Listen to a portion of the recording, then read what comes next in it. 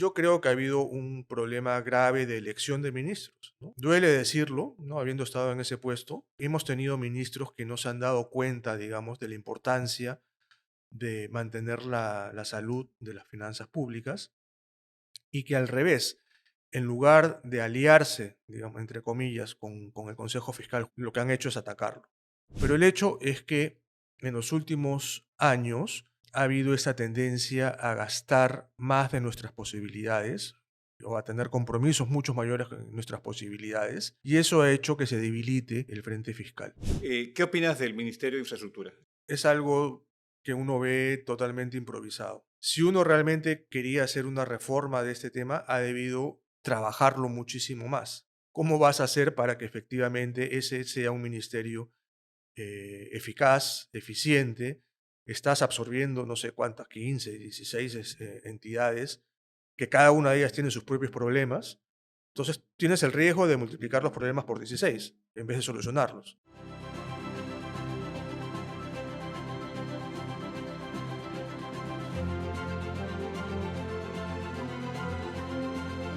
El Perú ha superado innumerables desafíos a lo largo de su historia. ¿Qué debe hacer para superar los actuales? Hola, soy Luis Miguel Castilla, director ejecutivo de Evidencia Instituto. Bienvenidos al noveno episodio de Propuestas del Bicentenario Podcast. En esta oportunidad tengo el gusto de estar con un gran amigo, un excelente colega, Carlos Oliva, exministro de Economía, actual vicepresidente del Banco Central de Reserva y experto en finanzas públicas. Bienvenido, Carlos. Hola Miguel, un gusto estar acá con ustedes. No, el gusto es nuestro.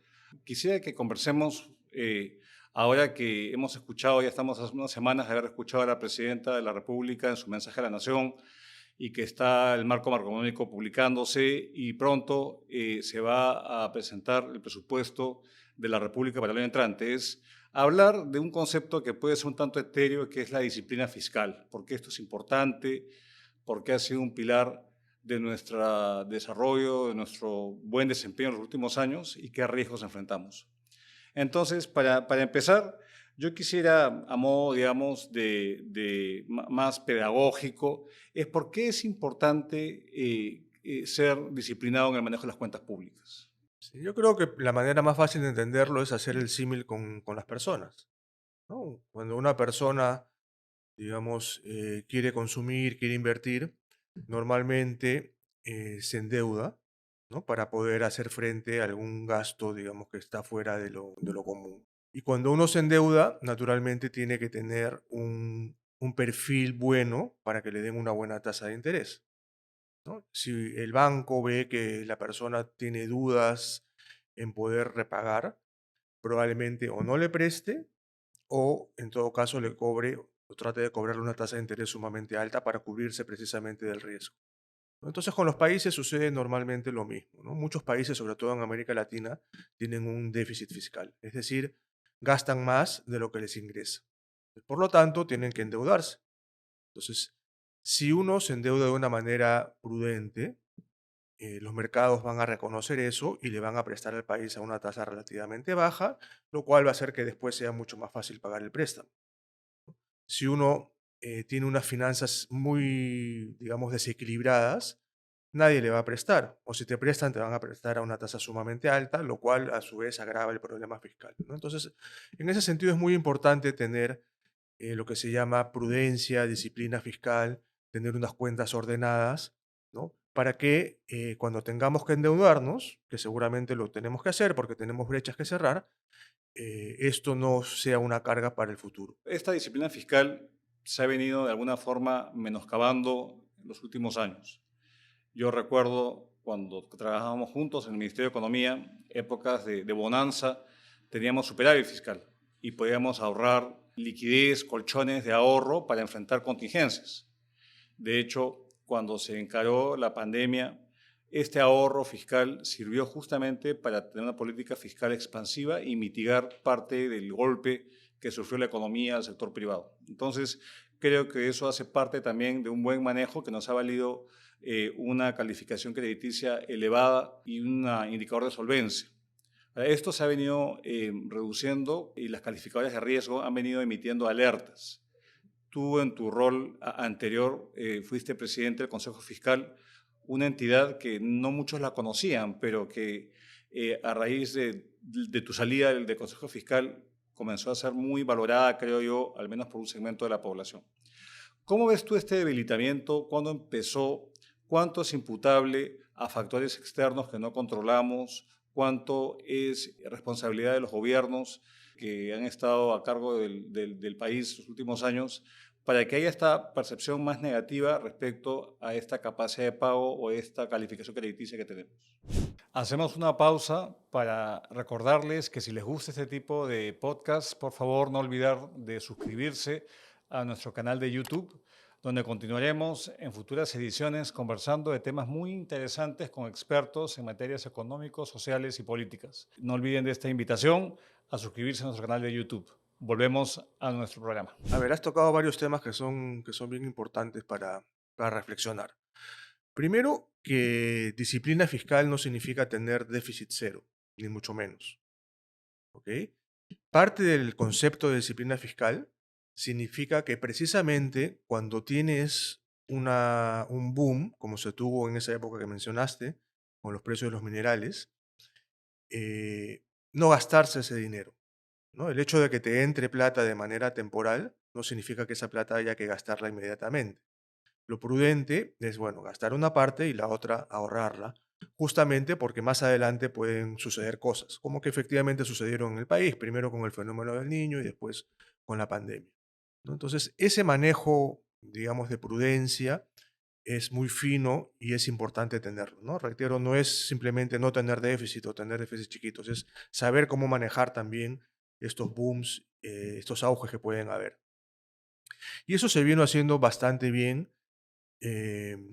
básicamente durante 2 décadas, ¿no? La raíz quizás de todo esto surge en el año 99, cuando se aprueba por primera vez las reglas fiscales en el país.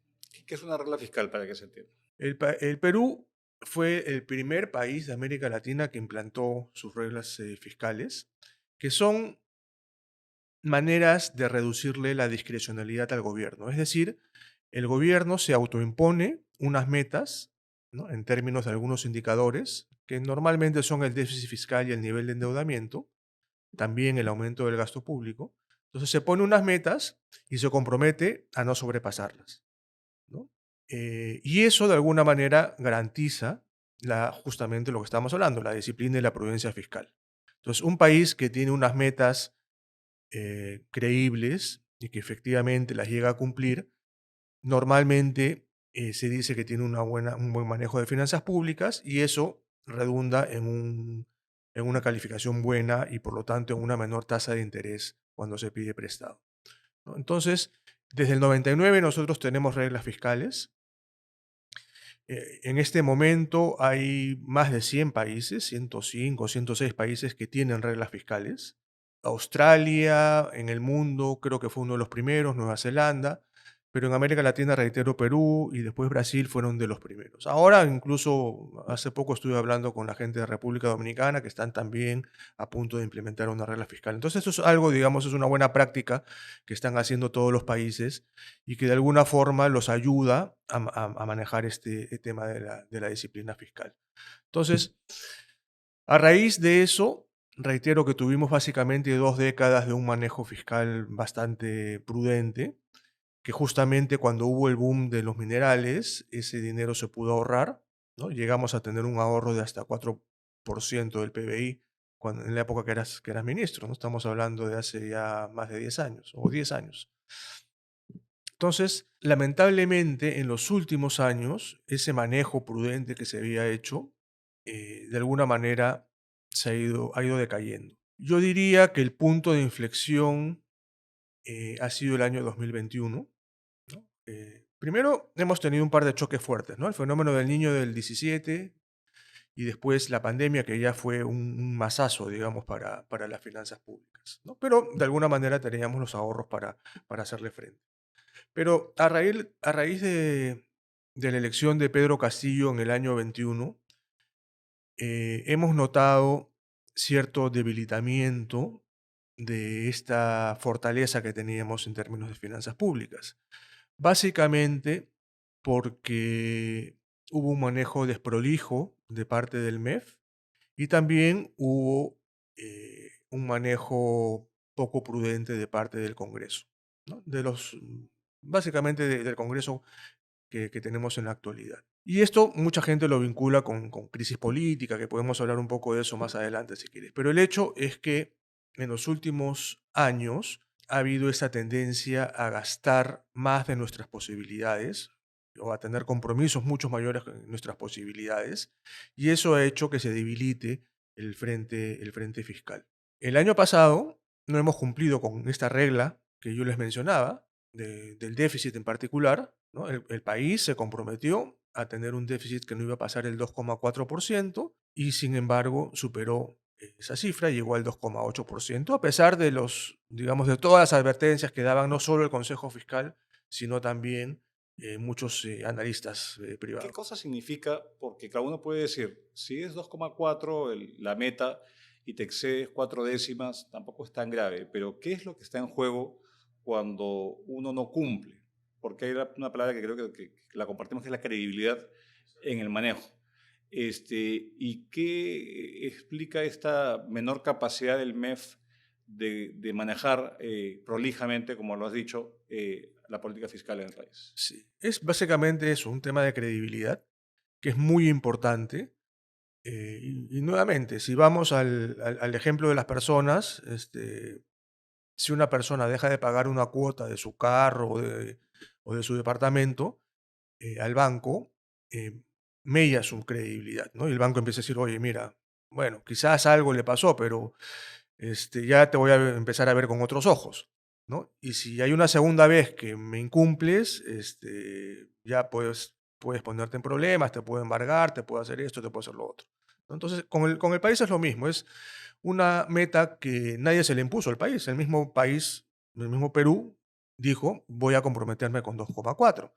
El ministro, hasta el último trimestre del año, estuvo asegurando a todo el mundo que se iba a llegar al 2,4. La presidente, en su mensaje a la nación, reiteró que se iba a llegar al 2,4, ¿no? Entonces, cuando al final Perdón, incumples, cosa que de hecho en este discurso último no ha tenido ninguna mención ni a lo ha la palabra déficit mencionado, fiscal. ni lo ha mencionado, sí.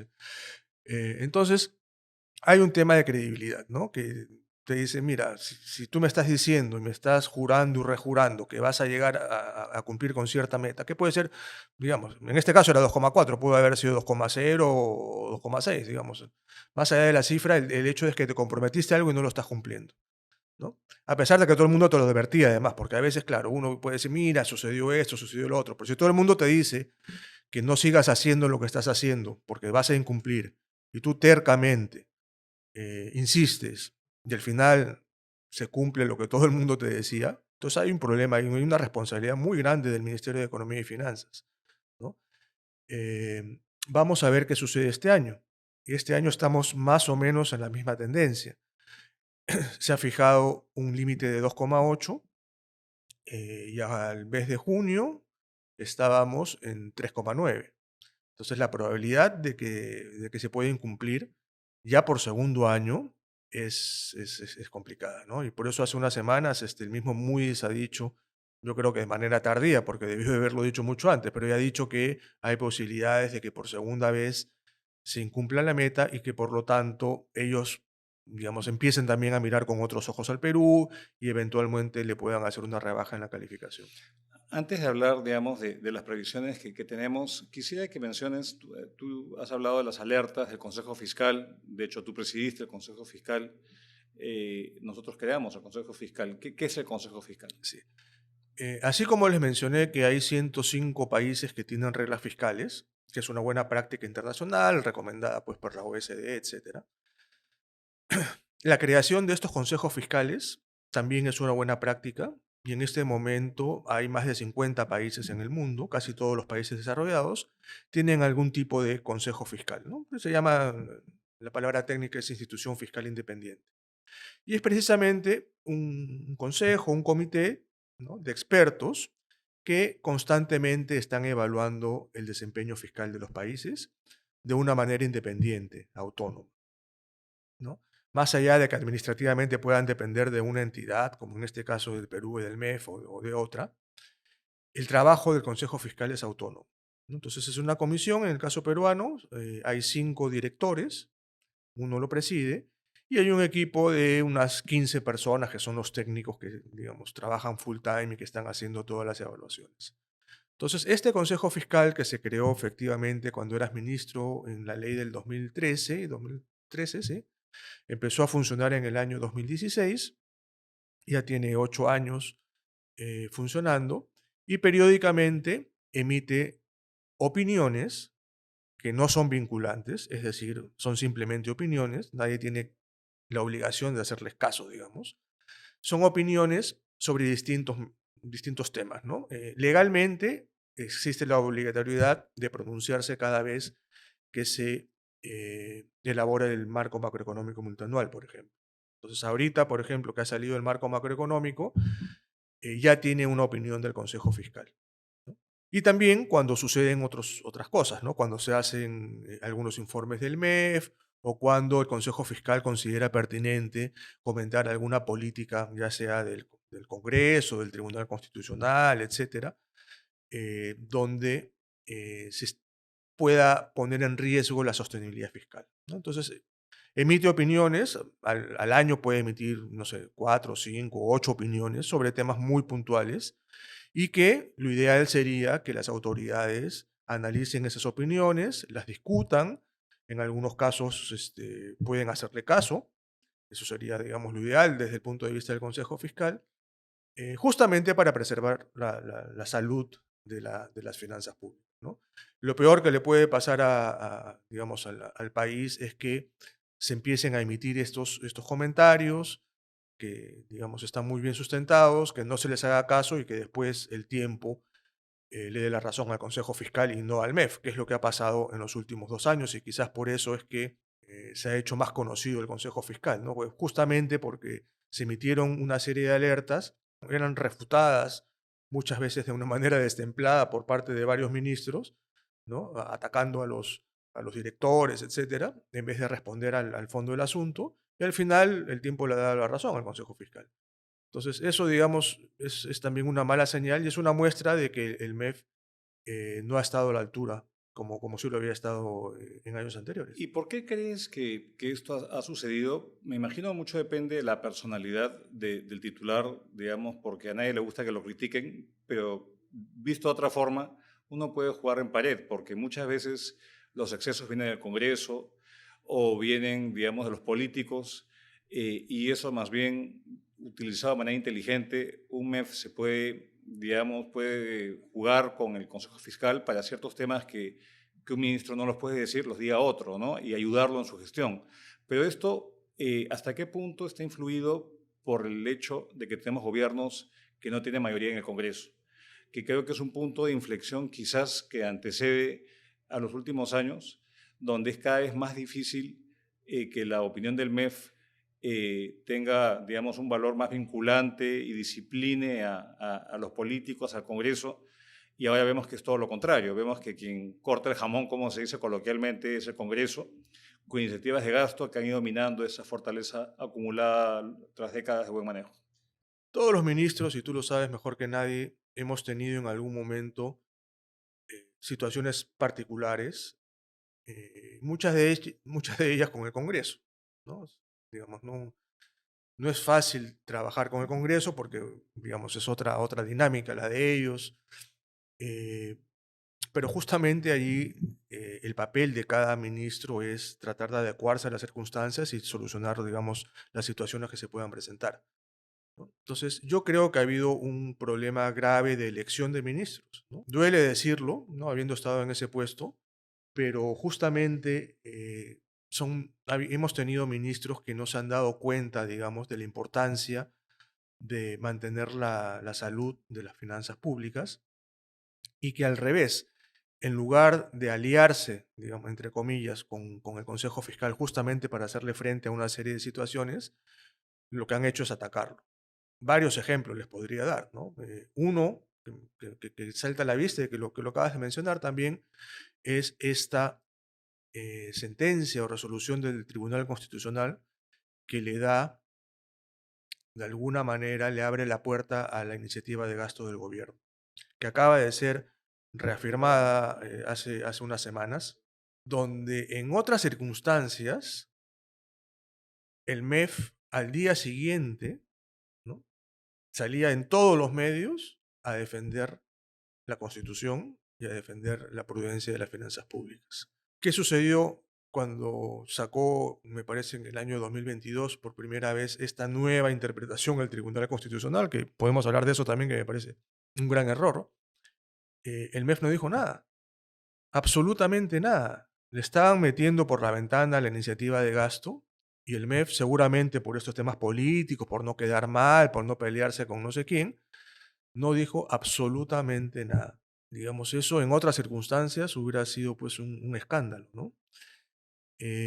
Vamos a ver ahora cuál es la reacción, porque reitero que han vuelto a decir lo mismo, ¿no? Tanto es así que desde el Consejo Fiscal, ante esta apatía del MEF, decidimos ir nosotros a hablar, digamos, aunque no era nuestro papel principal, pero fuimos nosotros a hablar con el presidente del Tribunal Constitucional, a hacerle ver el gran error que estaban cometiendo, ¿no? No desde el punto de vista legal, digamos que no somos, ninguno de nosotros somos abogados y podíamos refutar algunos argumentos legales, pero Hubo receptividad, ¿no?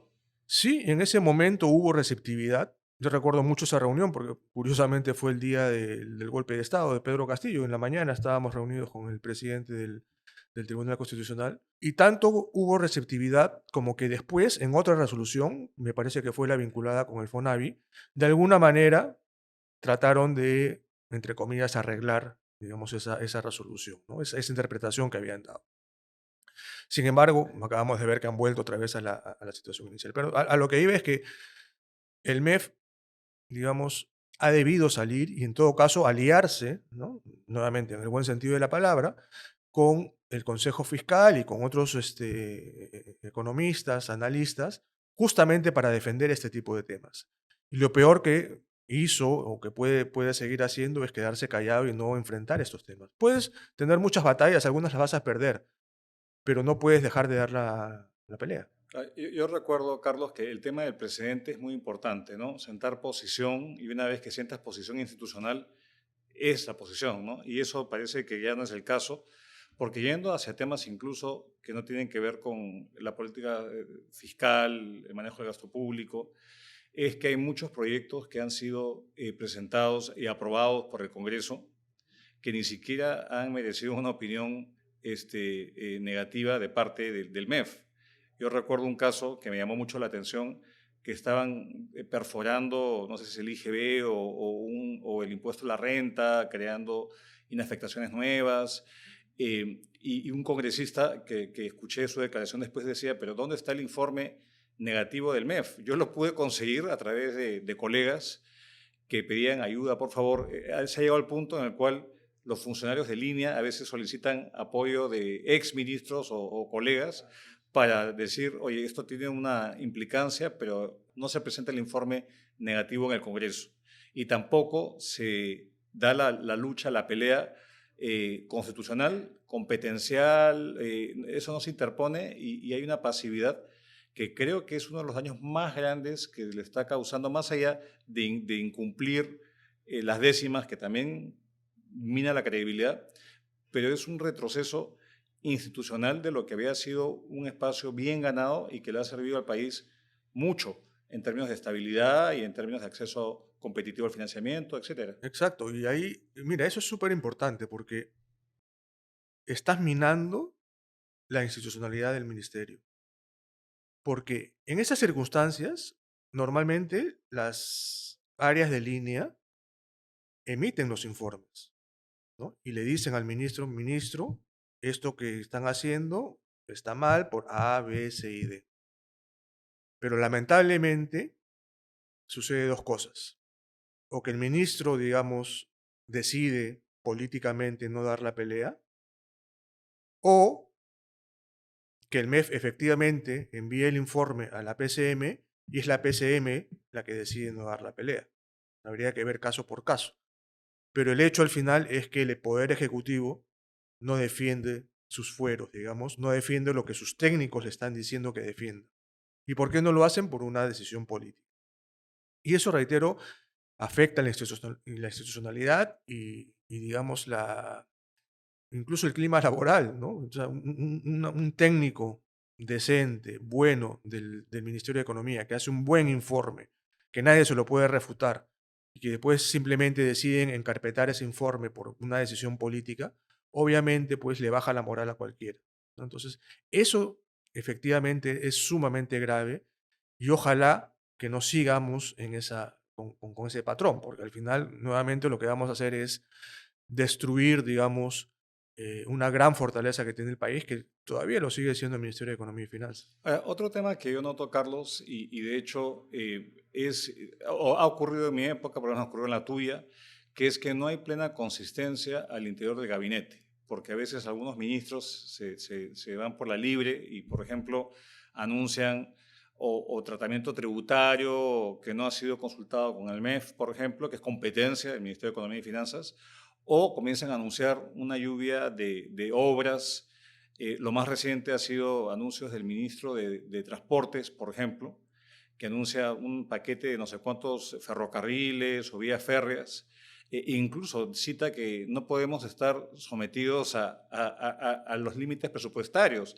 Y es un economista técnico que conoce el Estado. Entonces, se está también habiendo mucha dificultad de lograr una mínima coherencia al interior del gabinete. O sea, no solamente tienes a los políticos de afuera, sino que los propios técnicos o políticos de otros sectores también le ponen cabe al accionar del MEF.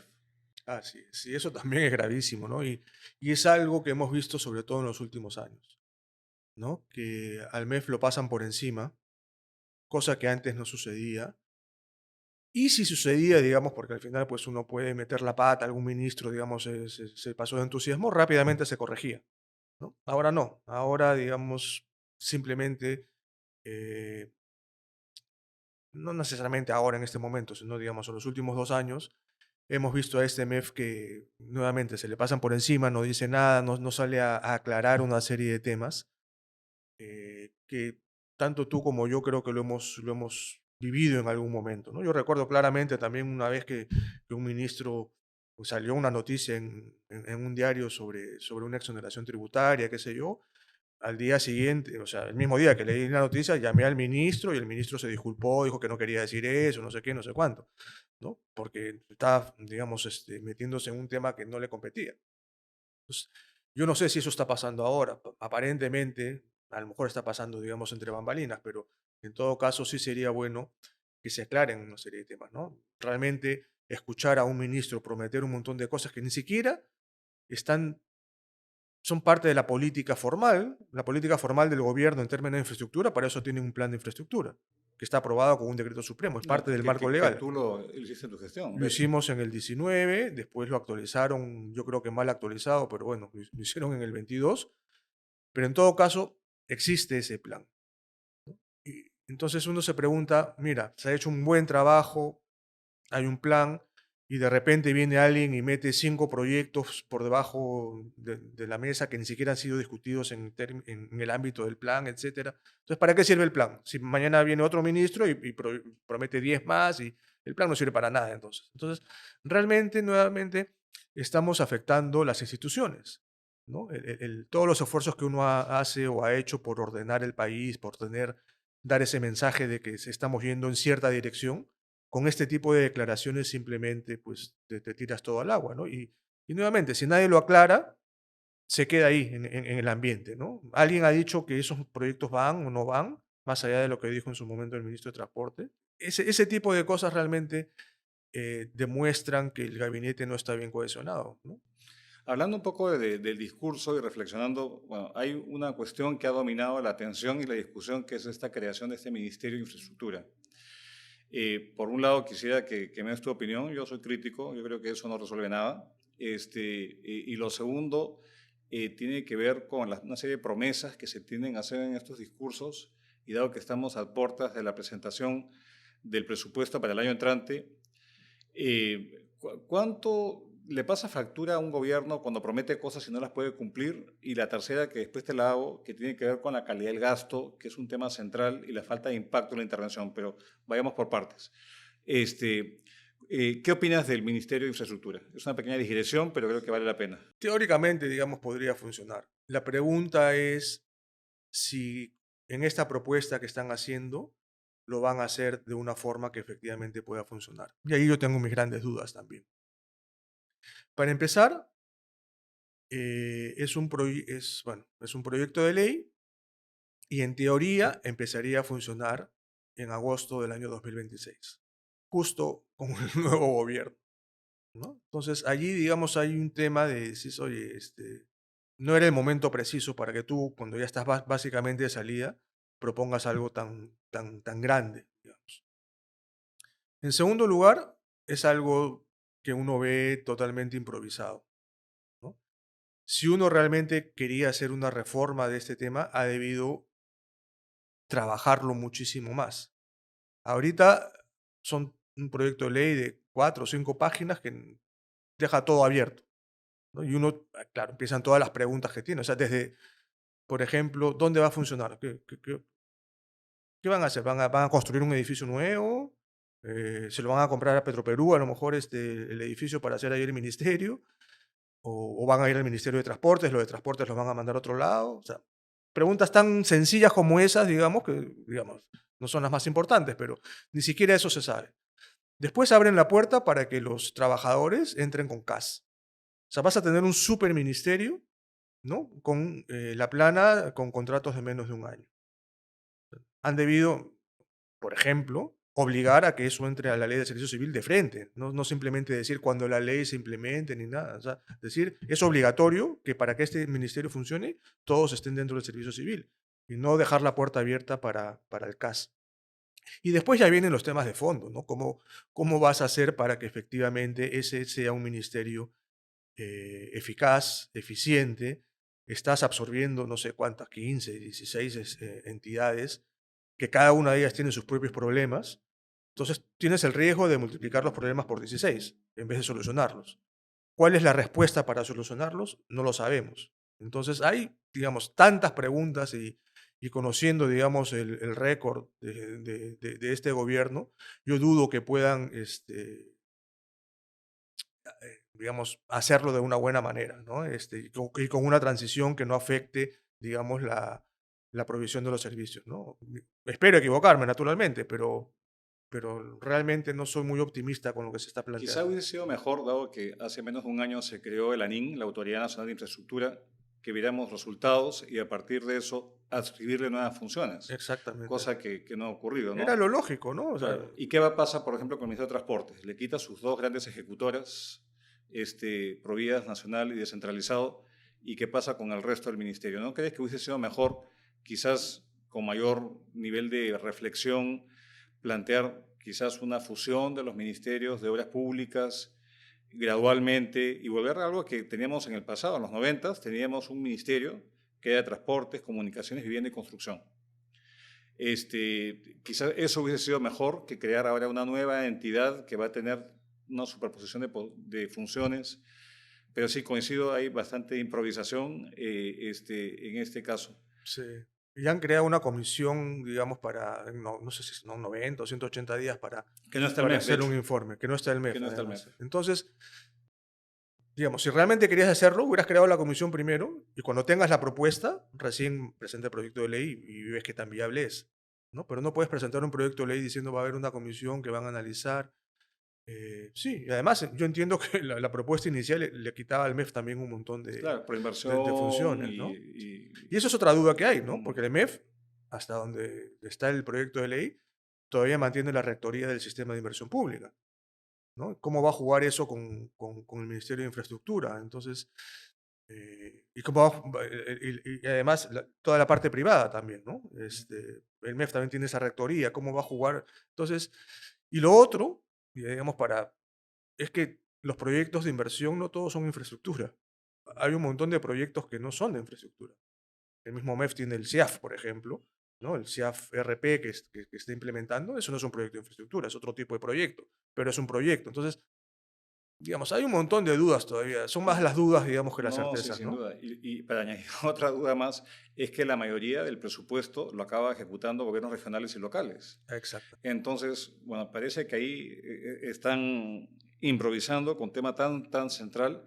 Ahora, yendo a la presentación del presupuesto, porque tenemos a presidentes que comienzan, digamos, se les hincha el pecho de decir, tenemos ahora el presupuesto histórico y va creciendo tanto y más recursos, y sabemos que más recursos no significa impacto ni calidad del gasto. Un ejemplo que mi amigo Milton, mi colega Milton Mongese siempre lo menciona, y yo voy a tomar su cita, es que en los últimos 5 años se ha gastado 25.000 millones de soles en la función de saneamiento. 25.000 millones de soles, ¿ah? Y en cuanto ha subido el acceso a agua potable las 24 horas al día, cero. 50,5 hace 5 años, 50,5 hoy en día según la última encuesta de hogares. Entonces, de cara a este ejercicio anual de plantear prioridades a una población que yo creo que está bien molesta porque no recibe nada, de ningún tipo de servicio de calidad y había un deterioro en esos servicios para la ciudadanía. ¿Qué esperar de este presupuesto, más allá de los montos, que ojalá respeten, digamos, las nuevas reglas fiscales? ¿Qué esperar de este presupuesto y cómo mejorar la calidad del gasto? Porque finalmente ese es un tema que es central. Teníamos presupuesto por resultados que se ha venido desvirtuando en el tiempo, pero parece que la métrica no es impacto, sino es cantidad de recursos.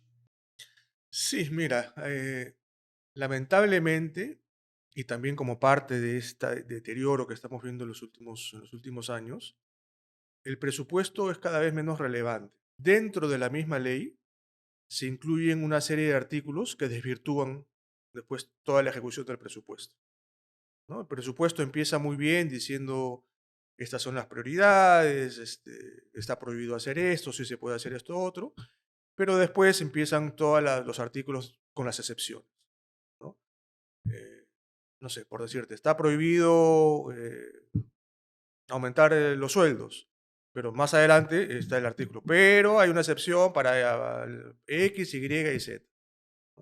Está prohibido aumentar el número de trabajadores, pero la excepción, otros, ¿no? A, B, C y D. Entonces, el mismo, la misma ley, el mismo proyecto de ley, ya incluye una serie de excepciones, lo cual hace que al momento de ejecutarse, lo que se está planeando, lo que se está proponiendo, no se cumple. Eso por un lado, por la parte de la formulación y la aprobación. Pero después tienes los famosos créditos suplementarios, ¿no? Que también se ha vuelto una norma desde los últimos dos o tres Hay años. un paréntesis que creo que te ilustra, y no muchos lo han dicho, pero me parece curioso que relajaron la regla fiscal a través de un decreto legislativo y al día siguiente tramitaron un crédito suplementario por 3.000 millones de soles y se aprobó pues, con una rapidez inusitada. Entonces, no se entiende, ¿no? Lo que es una regla fiscal, no se entiende que estás básicamente hipotecando el futuro de cierta forma al aumentar el endeudamiento para Así suplir es, esta brecha, ¿no? así es. Y vemos el ejemplo del año pasado también, cuando mencionábamos hace un rato que se había incumplido la regla a pesar de que el ministro decía que le iban a cumplir, sucedió algo parecido, ¿no? Creo que fue en octubre, sacaron un crédito suplementario de 5.000 millones, de los cuales como Pero dos ahí mil eran reconoció que, bonos, que estábamos en recesión, me ¿no? acuerdo, Sí, en ese momento, exactamente, que lo usó, digamos, como para que excusa, se lo aprueban como correcto. excusa, ¿no? Entonces, si no hubieran sacado ese crédito suplementario, hubieran cumplido con la regla, ¿no? Pero 5.000 millones es medio punto del PBI. Entonces, un desprecio, digamos, por el cumplimiento de la regla, ¿no? Entonces, justamente cuando se sacan estos créditos suplementarios, nuevamente se tergiversa lo que se aprueba en la ley de presupuesto, ¿no? No solo en términos de algunas transferencias que se pueden hacer, sino que además le metes plata que antes no la habías discutido. Y metes plata de una manera muchas veces discrecional. Entonces, si esa, digamos, mala práctica de sacar créditos suplementarios básicamente por cualquier cosa, y acá el paréntesis es seguramente por temas políticos, ¿no? Por apoyar a algún tipo de medida populista, entonces mellan nuevamente la credibilidad de una ley de presupuesto. Entonces, al final, uno va a decir, bueno, pues a poner lo que quieren en la ley de presupuesto porque después vamos a sacar plata y vamos a meterle plata y te voy a dar el proyecto X, Y y Z. Entonces, el presupuesto, que es una herramienta tan importante para hacer una provisión óptima de servicios, se tergiversa totalmente, no solo por el debate que hay en el Congreso, sino después, una vez que empieza la ejecución con estos créditos suplementarios, ¿no? Y bueno, eso es por el lado, digamos, formal del presupuesto. Después está el tema que tú mencionas de la calidad del gasto, ¿no? Que también ahí tenemos gravísimos problemas, ¿no? Lamentablemente, el gran esfuerzo que se hizo en su momento, creo que fue en el año 2008, con el presupuesto por resultados, que es algo que deberíamos seguir manejando, ha sido prácticamente dejado de lado. Yo le aseguro que si le preguntas a los 18 o 19 ministros qué cosas el presupuesto por resultado, cuáles son las metas de sus No programas tienen ni idea. presupuestarios, ninguno te va a poder responder de lo que están haciendo, ¿no? Cuáles son las metas, cuáles son los productos que se están ofreciendo, ¿no? Y hay esta tendencia a crear bolsas de recursos por fuera de los programas presupuestales, ¿no? Para después, durante el año, distribuirlos discrecionalmente. Entonces, eso afecta muchísimo la calidad del gasto. Y otro tema también muy, muy importante que yo particularmente cuando fui ministro traté de corregir, reducir las transferencias que se hacen durante el año, ¿no? Este sentido, en cierto modo, paternalista de que durante el año los ministerios le empiezan a dar plata a los gobiernos regionales y locales es una pésima práctica. No solo porque es poco transparente, sino porque efectivamente muchas veces hay corrupción detrás, El manejo ¿no? clientelar, ¿no? Totalmente clientelista. Entonces, sí es importante que se aseguren los presupuestos regionales y locales desde la formulación del presupuesto. Y no decir, te voy a pasar la plata en abril, en mayo o en junio, ¿no? Porque ahí al final, nuevamente, eso es un proceso totalmente opaco, ¿no? Entonces, deberían incluir en la ley de presupuesto ya los presupuestos para la región tal, para el municipio tal, cosa que todo el mundo sabe, digamos, ex ante, ¿no? Y en el debate se puede ver cómo se asignan estos recursos. Claro, y esa es una recomendación, de hecho, de la OCDE, ¿no? Totalmente, totalmente. Y vamos a ver ahora si se crea este Ministerio de Infraestructura, o sea, la presión que va a tener ese ministerio por hacer esas transferencias va a ser enorme y eso, digamos, se va a llenar probablemente de mucha corrupción, ¿no? Entonces, es muy importante que eso se elimine, digamos, no, quizás no de un día para otro, pero poco a poco y que en vez de esperar al próximo año, darle la plata desde el PIA, como se dice. Y eso además juega en favor de los gobiernos regionales y locales, porque ya tienen la plata desde enero. Actualmente, ¿qué pasa? Que le das la plata tarde, mal y nunca. En teoría se la das hasta en junio, a veces hasta en octubre le estás dando la plata. Para que ahí comience la licitación y ya no llegan, ¿no? Entonces no llegan.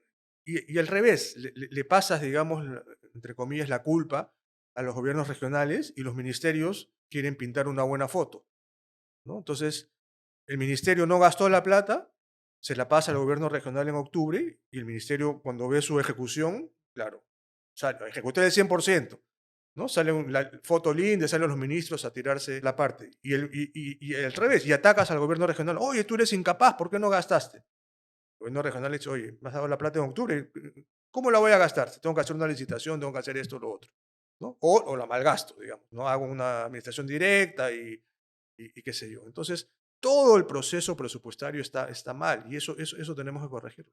¿Cuál es tu previsión respecto a que si estamos cerca a perder el grado de inversión? Porque todavía había mucha especulación que todo este manejo desprolijo de la política fiscal, el incumplimiento, digamos, de las metas, este debilitamiento de la figura del Ministerio de Economía y Finanzas y esta incapacidad de ponerse de acuerdo en el país para emprender reformas por crecimiento, le va a pasar una factura muy grande al país y podríamos perder grado de inversión. ¿Crees que estamos cerca de eso?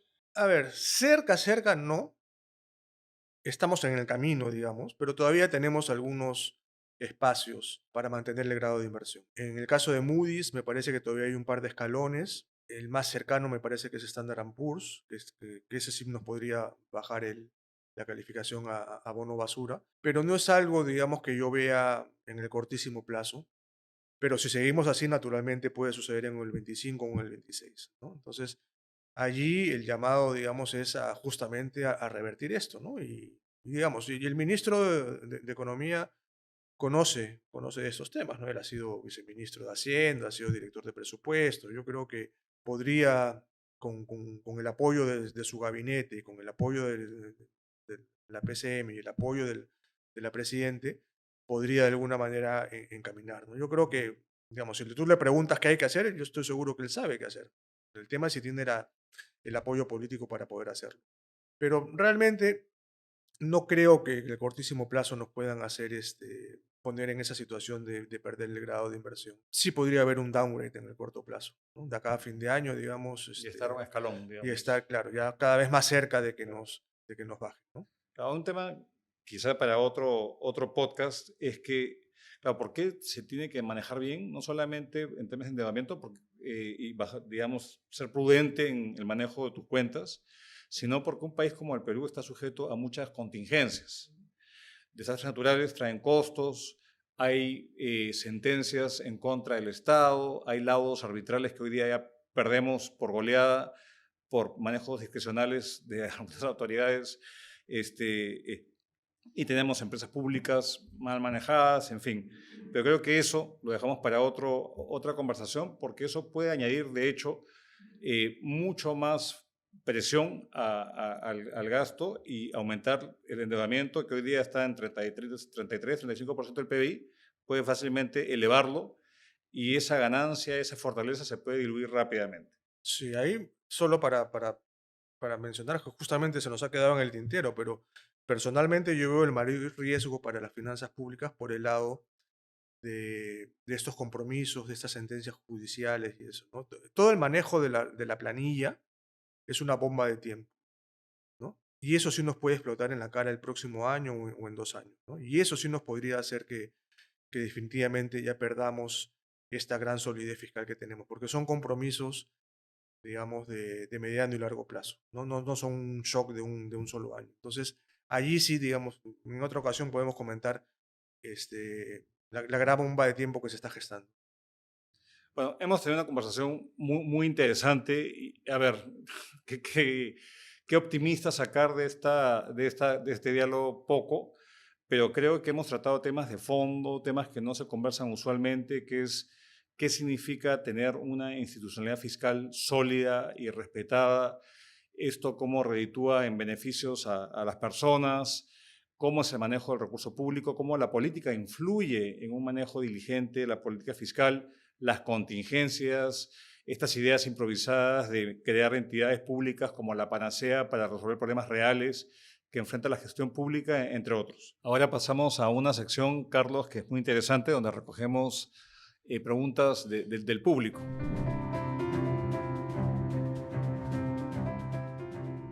Entonces, a ver, Ramiro Gómez pregunta, el gobierno año a año no ha cumplido con su meta fiscal gracias a los congresistas.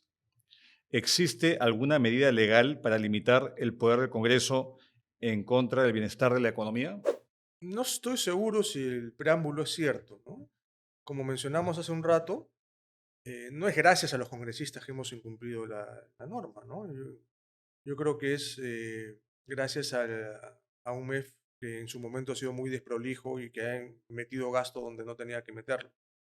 Puede haber sido por alguna negociación con los congresistas, eso no lo sabemos, digamos, pero más que los congresistas, yo diría que es una responsabilidad del MEF, ¿no? Ahora, eso no quita que el Congreso también haya sido responsable y que esté aprobando una serie de leyes. Y lamentablemente es imposible parar al Congreso, ¿no? Primero, porque son ellos mismos los que emiten las leyes. Entonces, digamos, tendría que hacer un mecanismo de autocontrol para que no sigan perforando las finanzas públicas, ¿no?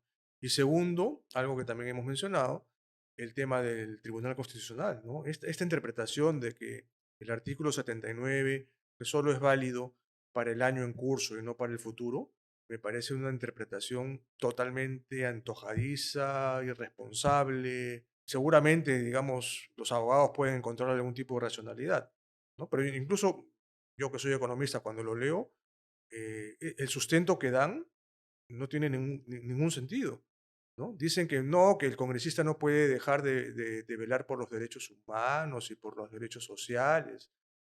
Está bien, pero eso no tiene por qué ir en contra de la sostenibilidad de las finanzas públicas. Miren, es tan grande esto que está abriendo el Tribunal Constitucional que mañana, más tarde, el Congreso dice, mira, a partir del próximo año, la transferencia de juntos no va a ser tanto, sino va a ser el doble. Pensión 65 no va a ser 350 soles, como lo va a ser pronto, sino 2.000 soles.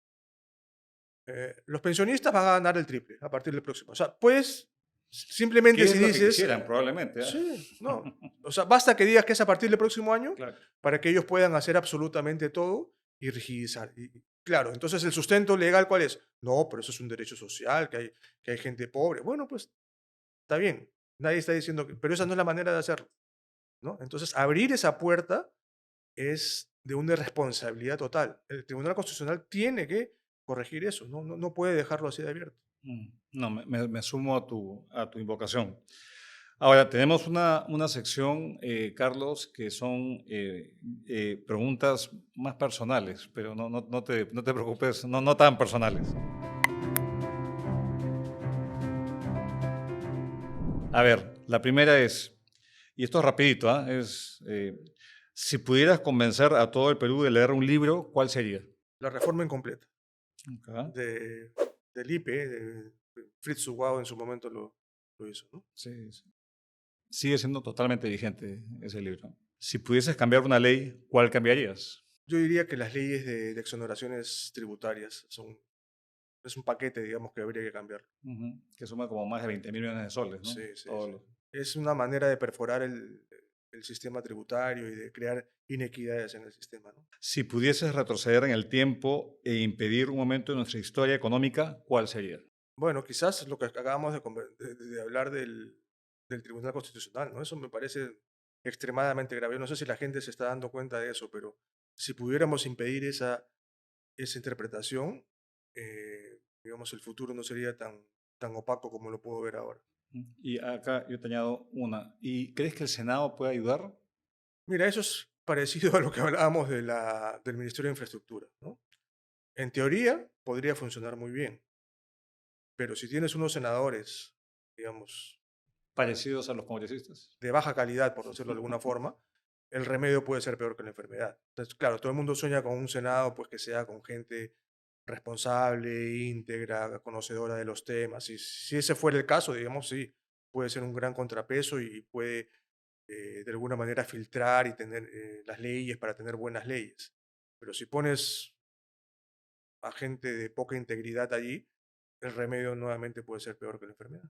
Por último, compártenos una opinión impopular, algo que en la mayoría de peruanos parece estar de acuerdo, pero tú no. El modelo llamado neoliberal es el causante de todos los problemas del país, ¿no? Esta es una narrativa que mucha gente, sobre todo de izquierda, muchos economistas de izquierda incluso, la vienen sosteniendo durante mucho tiempo y realmente me parece que es una manera muy superficial, por decirlo de alguna manera, de analizar las cosas, ¿no? Los problemas que tenemos no tienen que ver con el llamado modelo neoliberal, tienen que ver con la incapacidad de nuestro Estado, de nuestro sector público, de hacerle frente a los problemas realmente importantes, ¿no? A la incapacidad de nuestra clase política. Por ahí van los problemas y no es porque hay economía social de mercado y esto y lo otro. Entonces ahí yo creo que hay una narrativa que mucha gente se la cree lamentablemente, porque claro, ve que los problemas subsisten, pero la razón de ser no es, digamos, ni el capítulo económico de la Constitución del 93, ni el hecho de tener una economía social de mercado, ¿no? Las razones van por otro lado. Totalmente de acuerdo, Carlos. Ha sido una excelente conversación, bastante profunda, creo yo. No sé si quisieras un cierre final a nuestra audiencia para concluir No, este bueno, podcast. felicitarlos por la iniciativa, me parece sumamente interesante. Yo normalmente no conozco mucho de estos temas de podcast, pero me parece algo muy valioso.